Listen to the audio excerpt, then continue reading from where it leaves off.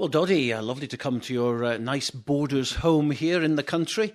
We're going to talk a little bit about the World Cup and Scotland obviously going out there again, trying to make it yet again into the quarterfinals. How do you see the chances? Well, they've got a very good chance. Looking at the group, they've probably got the hardest group out the whole lot of the World Cup qualifying ones, because Romania first up will be very difficult, very very intense, because Scotland haven't played too many games prior to the World Cup starting. But in saying that, they've got a bit of confidence. They've beaten Ireland and Italy, so job done, and the boys are fresh and ready to go because some of them have been training since April. So Romania, be difficult, be a bit intense, but should take that. Georgia up next. Now that's a bit of a concern for myself. Everybody's talking that as a potential banana skin. Well, it very much can be, and I know that we spoke to Andy Robertson a couple of months ago, and he certainly said that as well, that his worry is against Georgia because a lot of players are playing in France, and I believe that one of the props is even keeping Carl Heyman out of the team, and he's world-renowned All Black, so they must be pretty strong. So the concern there, then Argentina again is going to be a hard match, but again we've got a bit of confidence. We've beaten them in the past, but that doesn't mean anything in World Cup rugby. And the final, after all that, is England. So qualifying is going to be difficult, but certainly Scotland's preparation is what they've done. There's no reason why they can't do that. And you think the preparation is spot on, the two games? Well, the spot on, in some ways possibly not. I think it could have been done with maybe a few extra warm-up matches, whether against club rugby or professional teams as well. It doesn't have to be through international games because it takes the body, I think, about half a dozen games to get aware and bring it up to speed. The players, I know that some of them I think have been training since April. It's a long time training just with one game because they split the squads in a way so both everyone really get a game before the start of the World Cup. So that is my concern. Game time. Game time is different to training time, but otherwise there's a lot of northern teams in exactly the same boat, and that's why I think the Southern Hemisphere certainly at the kick-off of the World Cup will have an advantage because they've played a lot more competitive rugby. New Zealand, of course, hot favourites, as they always are, but they've only won one World Cup back in 1987 and a couple of niggly defeats lately leading up to the championship. So what's your own thoughts on New Zealand?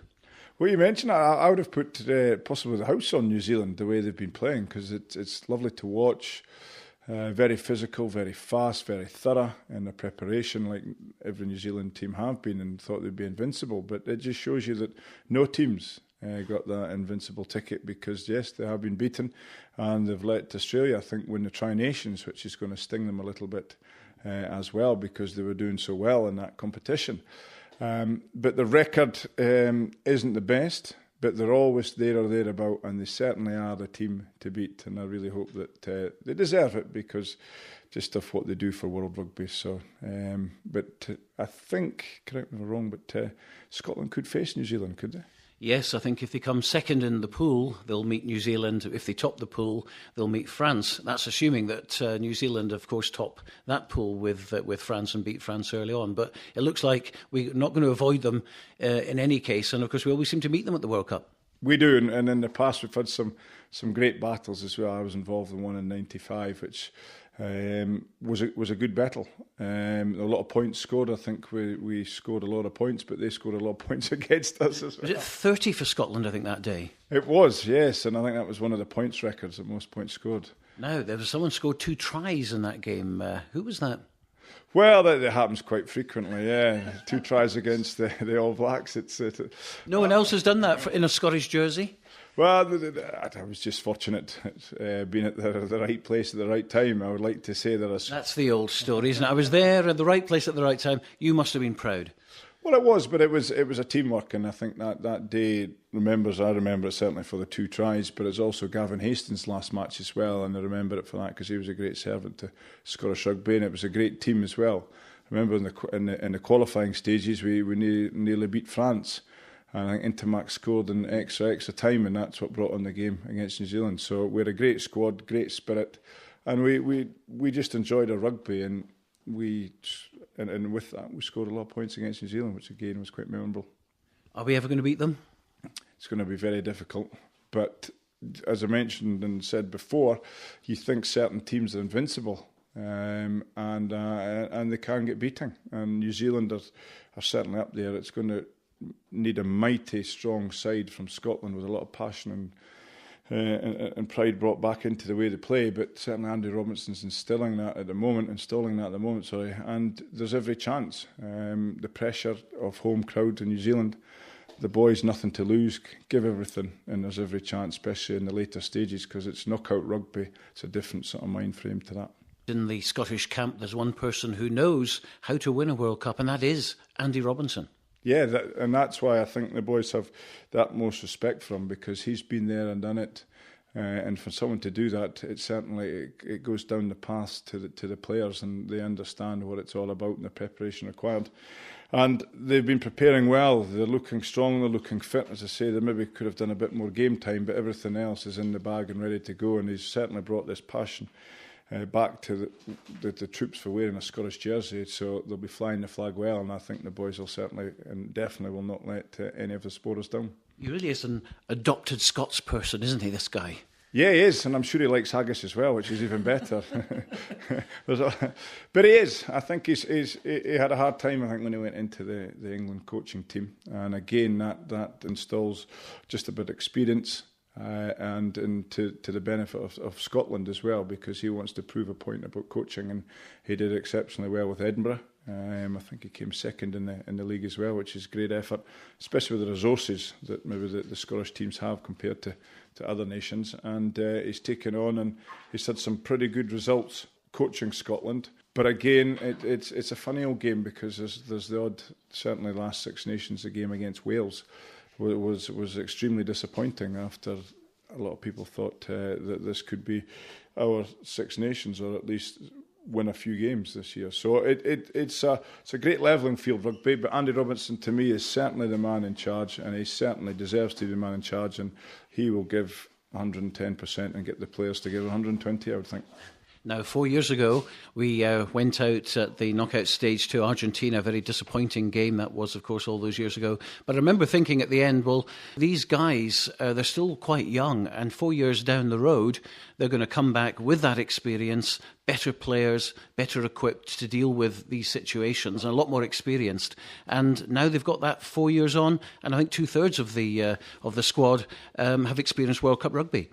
Yeah, it is. It's unique. A lot of players playing the game for Scotland haven't been at World Cup, and those who have, they'll know the experiences. It is quite unique. It's a lovely situation to be involved in, a lovely tournament to be involved, especially in New Zealand as well, where rugby is the number one sport. But with that, it is all about experiences. So it's all about playing the game, see what's in front of you, and all the coaches say it. Martin Johnson said it as well. It's identifying the team, beating the team in front of you, and then worrying about the next game once the first game's out the way. And it's that attitude you've got to take. There's no point looking to the quarterfinals and setting goals for winning the World Cup, because the next thing you know, you might be in a plane home. And Andy Robinson will certainly be talking about that. And there's enough in Scotland's qualifying group to keep them focused. New Zealand playing actually in New Zealand is something a bit special, isn't it? It is, and I was fortunate a long time ago now. I've been on a rugby tour to New Zealand, and it is very special. They are a unique team. They are fantastic to play against, because when you play the game of rugby, you always want to try and play to your best ability and play against teams who are better than you on the occasions as well, because it helps you develop as a player. So playing in New Zealand, certainly when I was a youngster, I was 19 at the time on my first Scotland rugby tour, gave me a great education of what a rugby player meant. And I think a lot of the boys here, you can see it in the Super 15, the intensity that's involved. Being involved in the Southern Hemisphere as well, because certainly Australia have it, they won and South Africa are up there as well. So these are certainly for me the three nations that's going to cause problems in this year's World Cup. We've got guys like Richie Gray out there, Ali Kellock, Nathan Hines. These are your positions in the second row. This Richie Gray, he's getting all the press, of course. But how good is this guy? Well, I think he's got raw talent, and I think he's still got quite a lot to learn about the game. But he's come in, he's got something that I was very fortunate to have as well, and that's height. Mm-hmm. You could be stronger, you can be fitter, but you can't be any taller.